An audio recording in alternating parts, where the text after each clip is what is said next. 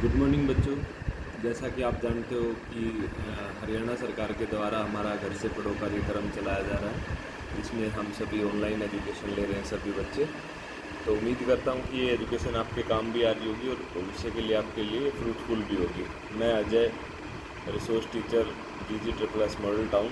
आज मैं आपके साथ एक बड़ी इंटरेस्टिंग वीडियो लेके आया हूँ जो हर बच्चे के लिए इम्पोर्टेंट है, चाहे वो प्राइमरी का हो, चाहे वो सेकेंडरी क्लास का हो, चाहे वो मिडिल क्लास अपर प्राइमरी का हो। तो आज हम बात करेंगे एक बड़े ही इंटरेस्टिंग टॉपिक के ऊपर। उस टॉपिक का नाम है भोजन के तत्व, प्राप्ति के साधन और महत्व। बेसिकली हम जिसके बारे में बात कर रहे हैं वो हमारे फूड के बारे में बात कर रहे हैं, हमारे भोजन के बारे में बात करें। हमारा कैसा भोजन होना चाहिए, हमें कैसे खाना चाहिए, उसके क्या क्या यूजेज हैं, उसको हम कैसे कैसे उनसे हमें क्या क्या मिलता है और क्या क्या उसके इंग्रेडिएंट्स हैं कि उसमें क्या क्या चीज़ होनी चाहिए। मानव शरीर के लिए सबसे इम्पोर्टेंट है, यदि आदमी खाना नहीं खाएगा तो ज़्यादा दिन सर्वाइव नहीं कर पाएगा। सबसे इम्पोर्टेंट है कि हेल्दी खाना। सब बात करते हैं कि हमारे देश में, आप लोग जानते ही, सबसे ज़्यादा एनीमिक लड़कियां हैं। और एनीमिक क्यों है, उसके कारण क्यों है कि हम बैलेंस डाइट नहीं लेते हैं। बहुत सारे बच्चे भी आज के दिन डायबिटीज़ का शिकार हैं। तो हमारा तो फील्ड ही ऐसा है कि जिसमें डिसेबिलिटी सब मेजर फैक्टर है। वो हम बात कर सकते हैं उस मदर्स के नाम पे। जैसे हमने कहा कि बहुत सारी लड़कियां एनीमिक हैं। अब जब मदर एनीमिक होगी तो बच्चे जो पैदा होंगे, जो हमारी जनरेशन जो पैदा होगी, वो भी एनीमिक ही पैदा होगी और उसके कारण बहुत सारी डिजीज़ जो उनके अंदर आएंगी। तो सबसे मेन रीज़न जो है वो हमारा बैलेंस डाइट है। आज हम उस बैलेंस डाइट के ऊपर बात करेंगे। तो हो सकता है ये उन बच्चों के लिए भी इम्पोर्टेंट हो जो हमारी इंक्लूजन में दूसरे बच्चे भी पढ़ रहे हैं। तो मैं आपसे उम्मीद करता हूँ कि ज़्यादा से ज़्यादा इसको शेयर करें और ज़्यादा से ज़्यादा इसका यूज़ करें, बार बार देखें। हम बात करते हैं भोजन के तत्व की। सबसे पहले बात की हम भोजन कैसा खाना चाहिए, भोजन की ज़रूरत क्यों है हमें। भाई, मानव शरीर बिना भोजन के, जैसे कोई भी इंडस्ट्री या कोई भी व्हीकल बिना फ्यूल के नहीं चल सकता, वैसे भी हमारी एक इंडस्ट्री है ये, और इंडस्ट्री बिना फ्यूल के नहीं चलेगी। इस इंडस्ट्री को कौन कौन से फ्यूल्स की, इस यहाँ वेरिएंट्स हैं फ्यूल के, अलग अलग फ्यूल का वेरिएंट अलग अलग है कि हमें मैग्नीशियम भी चाहिए, हमें पोटाशियम भी चाहिए, कैल्शियम भी चाहिए, कार्बोहाइड्रेट भी चाहिए, प्रोटीन भी चाहिए, हमें विटामिन भी चाहिए। लेकिन इंडस्ट्री में केवल एक ही फ्यूल चाहिए। हम अलग अलग फ्यूल को अलग अलग हमारे पास अलग अलग बहुत सारे हम जैसे अनाज से भी बहुत सारी चीज़ें ले सकते हैं, हम दूध से भी बहुत सारी चीज़ें ले सकते हैं। हम अलग अलग तरीके से, अलग अलग चीज़ों से हमें अलग अलग चीज़ मिलती है। तो आज हम उन अलग अलग चीज़ों के बारे में बात करेंगे। बात करते हैं, मानव शरीर एक यंत्र के समान है। जैसे हमने बताया कि एक इंडस्ट्री के समान है, जिसके भी बिना यांत्रिक कलपुर्जों के समान है, सदैव क्रियाशील रहते हैं, हमें हमेशा एक्टिव रहना पड़ता है। ऐसा तो नहीं देखा होगा कि आज मशीन खराब होगी। तो आदमी का जो बॉडी है उसको कंटिन्यूस वर्किंग में रहना पड़ता है। उसके लिए सबसे बड़ी बात है कि उसके लिए हमें भोजन की आवश्यकता पड़ती है। और भोजन में कुछ विशेष तत्व बताए इन्होंने, जिनके अलग अलग नाम है, जैसे कार्बोहाइड्रेट, प्रोटीन, वसा, खनिज लवण, विटामिन, जल इत्यादि। भोजन के साथ साथ हमारे जल का भी एक बड़ा रोल है हमारे लिए। तो आज हम बात करेंगे प्रोटीन के। सबसे फर्स्ट उसके लिए प्रोटीन की। प्रोटीन सबसे आवश्यक महत्वपूर्ण तत्व है। इसमें कार्बन, हाइड्रोजन, ऑक्सीजन और नाइट्रोजन, कुछ गंधक और कुछ अंश फास्फोरस का मिला होता है। जो इसकी कंपोजिशन होती है, प्रोटीन किससे बनता है? कार्बन का, हाइड्रोजन का, ऑक्सीजन का, नाइट्रोजन के मॉलिक्यूल्स मिलके और कुछ गंधक और फास्फोरस मिला के एक प्रोटीन का निर्माण होता है। और प्रोटीन हमारे लिए क्या करता है? हमारा शरीर नाइट्रोजन का उपयोग अधिक मात्रा में करता है और प्रोटीन से ही हमें नाइट्रोजन, हम डायरेक्ट नाइट्रोजन तो ऑक्सीजन और नाइट्रोजन साथ में लेते हैं, लेकिन होता क्या है कि जब हम सांस लेते हैं ऑक्सीजन और नाइट्रोजन साथ में लेते हैं, ऑक्सीजन को हम कार्बन डाइऑक्साइड के रूप में ट्रांसफ़र करके वापस छोड़ देते हैं। नाइट्रोजन जैसे अंदर जाती है वैसे ही बाहर आ जाती है। तो नाइट्रोजन को हम ना उस रूप में ले ही नहीं सकते। नाइट्रोजन की हमारी बॉडी को ज़रूरत होती है, वो प्रोटीन से मिलती है। प्रोटीन कौन क्या क्या कार्य करता है हमारे शरीर में? जो हमारे तंतु होते हैं, जो हमारे लिगामेंट्स होते हैं या सेल्स होती हैं, उनका निर्माण करता है। उनकी जो अक्षतिपूर्ति, काम करने से जो अक्षतिपूर्ति होती है उसका निर्माण करता है। शारीरिक वृद्धि में सहायता प्रदान करता है, शरीर के पाचक तत्वों का निर्माण करता है, मानसिक शक्ति में वृद्धि करता है, HB हमारा हीमोग्लोबिन में वृद्धि करता है। हमारे शरीर में रोग प्रतिरोधक क्षमता में वृद्धि होती है। प्राप्ति के साधन क्या क्या है? प्रोटीन दो प्रकार से प्राप्त किया जा सकता है। एक वनस्पति जैसे पेड़ पौधों से प्राप्त कर सकते हैं, जंतुजन्य पदार्थों से, या तो जंतु के द्वारा दिए गए पदार्थों से, या जंतु के मांस या अंडे या उनसे हम प्रोटीन प्राप्त कर सकते हैं। वनस्पति में बात करें तो अंकुरित अनाज, मूंग, मटर, अरहर, और जंतु में बात करें तो प्रोटीन दूध, पनीर, मक्खन और मांस मछली से हम ये प्राप्त कर सकते हैं। अच्छा, हम बात करें प्रोटीन अंडे हमें अलग अलग चीज़ों से अलग अलग रूप में प्राप्त होता है। प्रोटीन अंडे में एल्ब्यूमिन के रूप में प्राप्त होता है, फिर वो बाद में प्रोटीन बनता है। मांस में मायोसिन से होता है, दूध में कैसीन के रूप में प्राप्त होता है, गेहूं में ग्लूटेन के रूप में प्राप्त होता है, और मटर और दालों में लेग्यूमिन के रूप में प्राप्त होता है। प्रोटीन की कमी से जो हानियाँ हैं वो उसके बारे में बात करेंगे। इसकी कमी से हमारे शरीर अस्वस्थ हो जाता है, शारीरिक विकास का क्रम रुक जाता है, हमारी जो ग्रोथ है वो रुक जाती है, शरीर अशक्त हो जाता है, यकृत बढ़ जाता है, सूजन आ जाती है, त्वचा पर चिपकियाँ पड़ जाती हैं, बाल बूढ़े होकर झड़ने लग जाते हैं। प्रोटीन, ये जितने भी हमारे प्रोटीन कार्बोहाइड्रेट, इनको ज़्यादा लेने से भी हमें हानि है। प्रोटीन के बारे में बताते हैं, इसको ज़्यादा लेने से हमारे जो हमारे किडनी है, इस ज़्यादा प्रोटीन लेंगे तो उसका किडनी पे हमारे इम्पैक्ट आएगा। बात करते हैं कार्बोहाइड्रेट्स की। ये बनते कैसे हैं? ये कार्बन, हाइड्रोजन और ऑक्सीजन नामक रासायनिक तत्वों से मिलकर बने।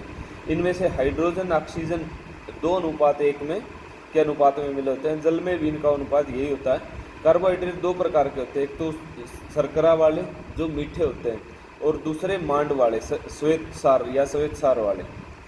कार्बोहाइड्रेट्स का काम क्या होता है? ये हमारे शरीर को शक्ति देते हैं, गर्मी प्रदान करते हैं, शरीर का तापमान शीतल रखते हैं, मांसपेशियों का निर्माण करते हैं। अधिक मात्रा में कार्बोहाइड्रेट जब पहुंच जाता है तो ग्लाइकोजन के रूप में हमारे शरीर में जमा हो जाता है। जब हम इसकी ज़रूरत पड़ती है, जिस दिन हमने कम कार्बोहाइड्रेट ले रखा हो, उस दिन उसका ग्लाइकोजन का यूज़ किया जा सकता है। प्राप्ति के साधन मोस्टली ये हमें जो वनस्पति हमें उससे मिलता है, जो हमारे अनाज हैं उससे हमें कार्बोहाइड्रेट मिलता है। उसमें हमारा गेहूँ, जौ, ज्वार, बाजरा, मक्का, चावल, और हमारे जो शर्करा वाले हैं जिससे शर्करा भी साथ में मिलती है, खजूर, गन्ना, चकुंदर और अंगूर, फल व दूध, जिससे हमें कार्बोहाइड्रेट मिलता है। कार्बोहाइड्रेट की कमी से शरीर दुर्बल हो जाता है, क्रियाशीलता कम हो जाती है, त्वचा में झुर्रियाँ पड़ जाती है। इसकी अधिकता से क्या होता है? अधिकता से हमें मोटापा रोग, मधुमेह जिसको बोलते हैं, मोटापा हो जाता है, दस्त लग जाते हैं। नेक्स्ट है हमारा वसा। ये एक वसीय अम्ल व ग्लिसरीन का मिश्रण है। आपने वसा को देखा होगा। वसा जैसे हम घी खाते हैं, घी वसा का एक रूप है। उसमें हमने कार्बोहाइड्रेट्स के तत्वों से बनती है, कार्बोहाइड्रेट्स के तत्वों से बनती है। वसा में नाइट्रोजन तत्व नहीं होता। जैसे प्रोटीन में नाइट्रोजन होता तो वसा में नाइट्रोजन नहीं होता, फैट के अंदर नाइट्रोजन नहीं होता। इसके अतिरिक्त ये कार्बोहाइड्रेट्स की अपेक्षा ज़्यादा एनर्जी देती है। जैसे हमने घी खाया तो घी हमें ज़्यादा एनर्जी देगा। जैसे हमने अंडे खाए, फैट का जो पार्ट होता है वो हमें एनर्जी देता है, तो हमें वो ज़्यादा एनर्जी देता है। इसकी कैलकुलेशन करें तो 21/4 गुना अधिक कार्बोहाइड्रेट से इतना ज़्यादा पावरफुल होता है। ये हमारे शरीर को उष्णता और मांसपेशियों को शक्ति प्रदान करता है। इसमें खर्च हुई चर्बी की पूर्ति के साथ साथ नई चर्बी बनती है। शरीर के बाह्य वातावरण इस गर्मी सर्दी से रक्षा करता है। शरीर सुडौल होता है, हड्डियाँ मजबूत होती हैं, शरीर में चिकनाई पैदा होती है, और कार्बोज को पचाने में फैट मदद करता है हमारी। और वसा में जो विटामिन जो घुल सकते हैं वो हैं A, D, E और K। हमें इसको कहाँ से प्राप्त कर सकते हैं? वसा को दो तरीके से प्राप्त कर सकते हैं, एक जंतुओं से, एक वनस्पति भोज्य पदार्थों से। जंतुओं में बात करें तो हमने बात की कि मांस, जितने भी प्रकार का मीट है, हम उससे इसको प्राप्त कर सकते हैं। चर्बी, अंडे की जर्दी, मछली का तेल, घी, दूध, मलाई, मक्खन आदि से हमें फैट प्राप्त होता है। वनस्पति भोज्य में जितने भी वनस्पति हैं, उन जितने भी वनस्पति जैसे तिल, सरसों का तेल, मूंगफली आदि, ये सारे के सारे वनस्पति हैं। ये इनसे हम फैट प्राप्त कर सकते हैं। वनस्पति वसा अपेक्षा जंतु वसा में विटामिन A, D और E की मात्रा अधिक होती है। तो हमें जो जंतु वसा है ना, जो एनिमल से जो फैट ले सकते हैं, उसमें हमारे A, D और E की जो मात्रा है वो ज़्यादा पाई जाती है। इसकी अधिकता से भोजन ठीक से नहीं पच पाता, मोटापा आ जाता है, और किडनी का रोग भी, जैसे प्रोटीन से भी हमें किडनी का रोग हो सकता है, फैट से भी हमें किडनी का रोग हो सकता है। और सबसे इम्पोर्टेंट पार्ट की बात करें तो खनिज लवण। प्रोटीन की भांति लवणों से भी हमारे शरीर का विकास होता है। ये तत्व शरीर के लिए विशेष महत्वपूर्ण और आवश्यक है। ये हड्डियों और रक्त को लाभ पहुँचाते हैं। खनिज, लवण और शरीर के भाग का लगभग 1/25वां भाग होते हैं। ये हमारे शरीर में इनकी जो कंपोजिशन है वो होती तो कम है, लेकिन इम्पोर्टेंट बहुत है। ये शरीर के मुख्यतः ये हमारे शरीर में मुख्यतः ये खनिज लवण पाए जाते हैं। जो हमारे शरीर में जो खनिज लवण पाए जाते हैं उनमें से कैल्शियम, फास्फोरस, लोहा, आयोडीन, सोडियम और मैग्नीशियम, तांबा और गंधक, ये हम इतने प्रकार के हमारे अंदर ये खनिज लवण पाए जाते हैं। इनके कार्य क्या क्या, हम अलग अलग उनके बारे में बात करेंगे। कैल्शियम, आप सब जानते हो कि जब भी हम डॉक्टर के पास जाते हैं और हम ये बात करते हैं कि मेरे जोड़ों में दर्द है, तो सबसे पहले डॉक्टर क्या करते हैं, आपके कैल्शियम का टेस्ट कराते हैं, जिससे पता चलता है कि आपके कैल्शियम का लेवल कितना है। तो नाम से हमें याद रखना कि कैल्शियम की जब भी बात की जाए तो वो हमारे उसके कार्य क्या क्या हैं। ये हमारे दांतों को स्वस्थ रखता है, हड्डियों को मजबूत रखता है, मांसपेशियों को क्रियाशील रखता है, हृदय की गति को नियंत्रण में रखता है। इनके प्राप्ति के साधन, कैल्शियम हमें किस किस चीज़ से मिलता है। स्वस्थ पशु का दूध और अंडा, इसके अतिरिक्त पनीर, मक्खन और बादाम और आंवला, ये हमारे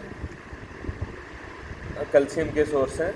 आलू, गाजर, मटर, टमाटर, नींबू, मूंगफली, मौसमी, सोयाबीन, अनानास, हरी सब्जियां।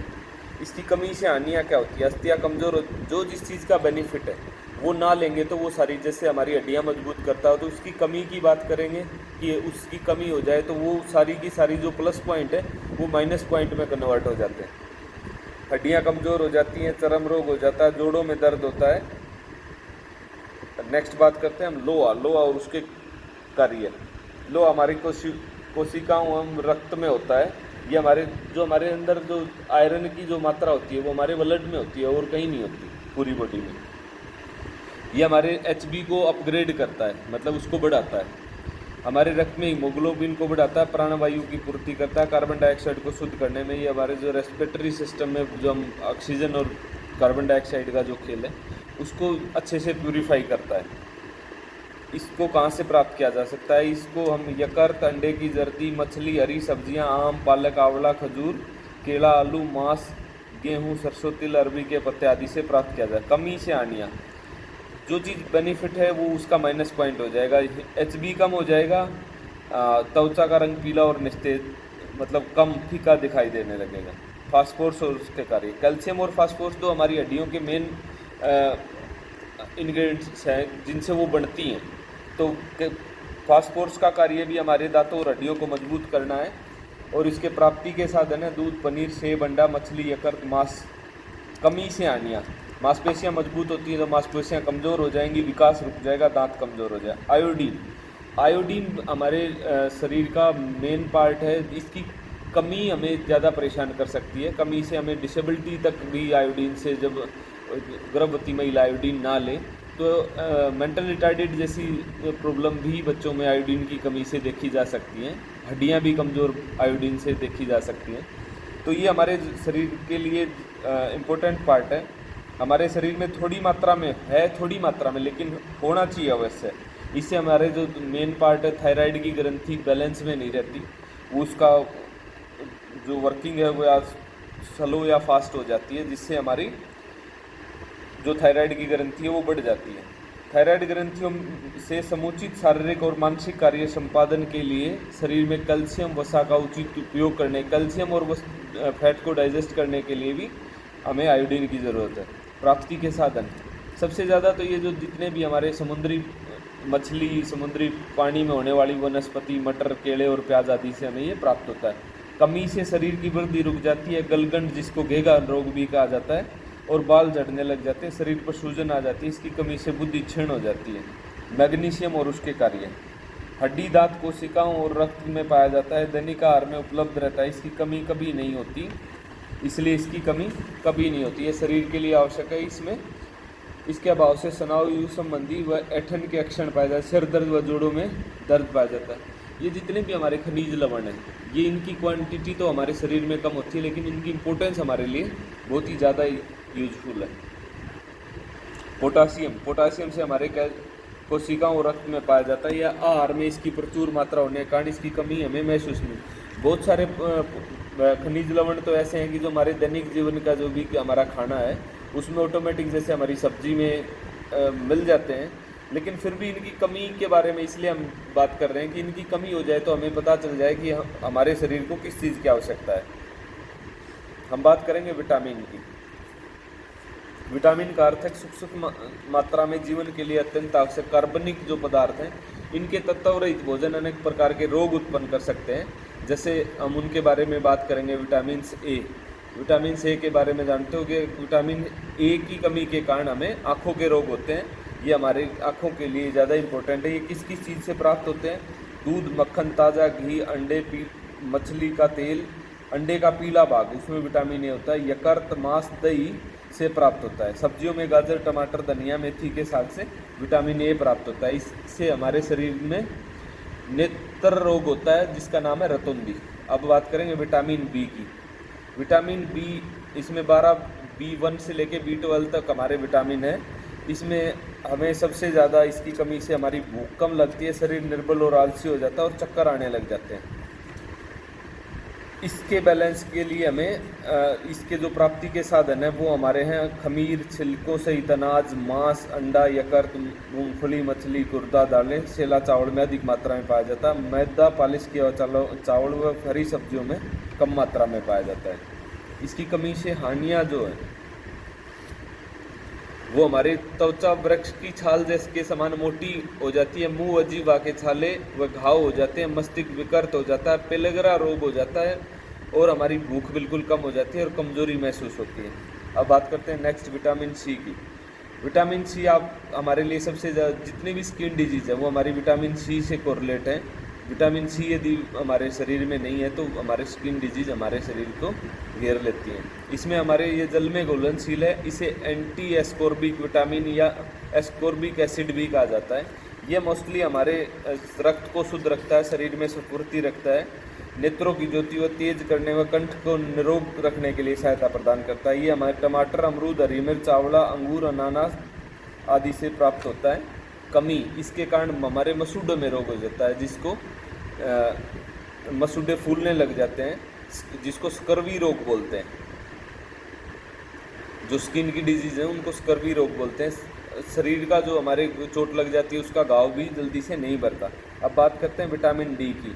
यह वसा में घुलनशील है। हमारे शरीर को विटामिन डी का नेचुरल सोर्स आप सब जानते हो कि सूर्य की किरणें जो हैं वो विटामिन डी का सबसे अच्छा सोर्स है। उसके अलावा हमारे को जो प्राप्ति के साधन है दूध, दही, मक्खन, घी, अंडे, जिसके कारण हम ये विटामिन डी प्राप्त कर सकते हैं। अब बात करते हैं विटामिन ई की। स्त्री पुरुष दोनों के लिए जो प्रजनन जो शक्ति है उसमें हमें विटामिन ई की आवश्यकता होती है। इसके लिए हमें अंकुरित गेहूँ, मांस, दूध, अंडे और मक्खन अधिक मात्रा में प्रयोग किया जाता है, तब हमें विटामिन ई प्राप्त होता है। कमी से हानियाँ, इसकी कमी से यकृत में प्रोथोबिन नामक पदार्थ हो जाता है जो रक्त जमने में सहायता करता है। अब हम बात करते हैं जल की। लास्ट जो हमारा है वो जल हमारे शरीर के लिए अत्यंत आवश्यक है। हमारे शरीर में लगभग 70% जल है। यह हमारे शरीर में रक्त और अन्य द्रवों के साथ मिला होता है। अशुद्ध जल के सेवन से अनेक रोग उत्पन्न होते हैं। जल के कार्य, हमारे शरीर का 2/3 भाग जल है। इन्होंने कहा कि 70% हमारा भाग जल है, तो जल से हमें अलग अलग प्रकार की डिजीज़ हो जाती हैं। तो मैक्सिमम जो डिजीज़ हैं इंडिया में वो पानी की कमी के कारण, स्वस्थ पानी की कमी के कारण होती हैं। हमें मैक्सिमम ये कोशिश करनी चाहिए कि हमें अच्छे से अच्छा पानी पीना चाहिए। तो इसके काम क्या है? पसीना और सांस के द्वारा जल शरीर के मल को बाहर निकालता है। मेन काम है इस शरीर की सफाई हमारे जल के द्वारा होती है। प्यास बुझाता है, पाचन क्रिया को ठीक करता है, इसके कारण रक्त द्रवावस्था में रहता है। गर्मियों में सारे शरीर के तापमान को ठीक रखता है।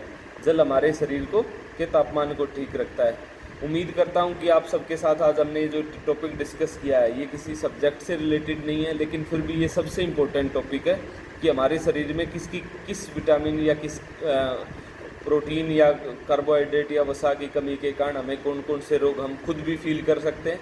हम देख सकते हैं कि हमें किस चीज़ की ज़रूरत है, हम उसको हमारे भोजन में इंक्लूड कर लेंगे तो वो सारी की सारी बीमारियां हमारी ऑटोमेटिक भी दूर हो सकती हैं।